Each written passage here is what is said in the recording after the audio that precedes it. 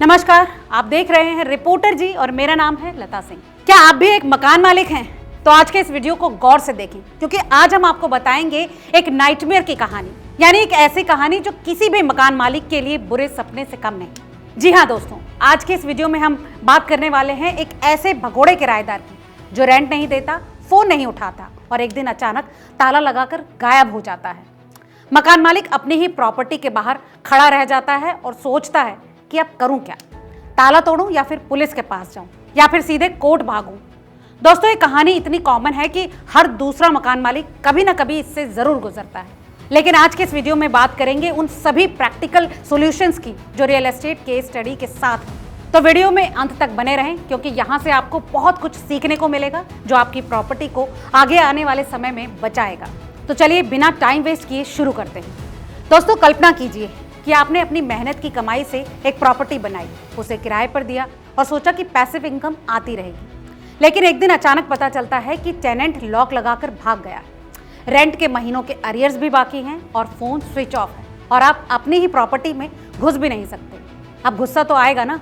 ऐसे में सबसे पहले ख्याल आता है कि चलो ताला तोड़ देते हैं। लेकिन दोस्तों रुक जाइए, यही वो सबसे बड़ी गलती है जो अक्सर लैंडलॉर्ड कर देते हैं। दरअसल भारतीय कानूनों में रेंट एग्रीमेंट साइन होते ही प्रॉपर्टी का पोजेशन लीगली टेनेंट का हो जाता है। ट्रांसफर ऑफ प्रॉपर्टी एक्ट की सेक्शन 108 और राज्य के रेंट कंट्रोल एक्ट किराएदार को इतनी मजबूत प्रोटेक्शन देते हैं कि भले ही वो भाग जाए, आप फोर्सफुली एंट्री नहीं ले सकते।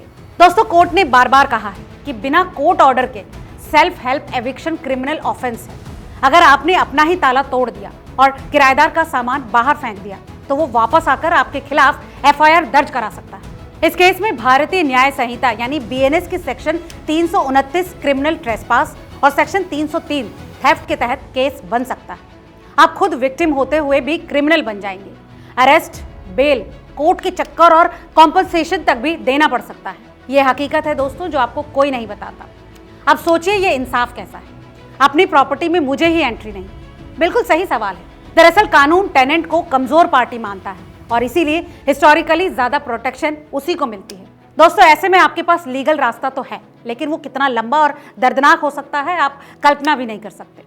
सबसे पहले लीगल नोटिस भेजो, फिर सिविल कोर्ट में एविक्शन सूट फाइल करो, समन जाएंगे, हियरिंग्स होंगी, किराएदार डिले टैक्टिक्स यूज करेगा और फिर डिक्री मिलेगी, फिर एग्जीक्यूशन, पिटीशन, बेलिफ आएगा।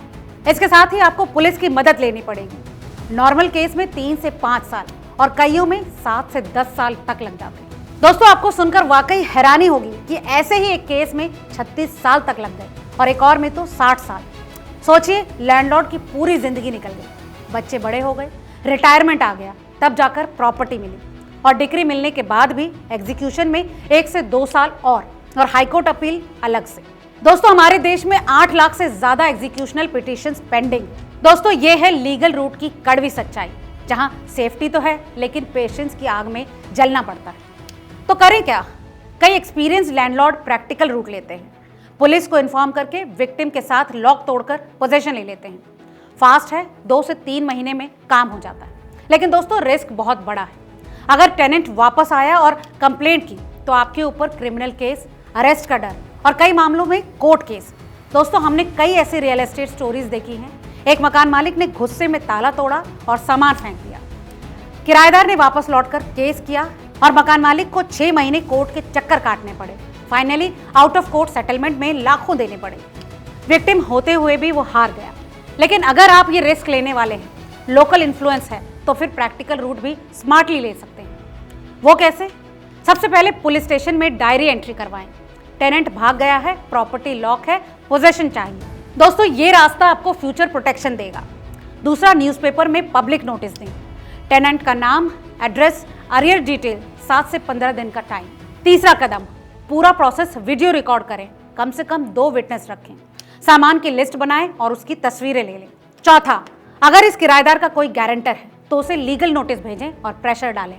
कई बार गारंटर टेनेंट को पकड़ लेता है। एक और रियल केस बताती हूँ। एक मकान मालिक का टेनेंट भाग गया। उसने डायरी एंट्री करवाई, नोटिस दिया और गारंटर को भी नोटिस भेजा। गारंटर घबरा गया। उसने टेनेंट को ढूंढ निकाला और 2 महीने का अरियर तक क्लियर करवा लिया और पीसफुली विकेट करवा दिया।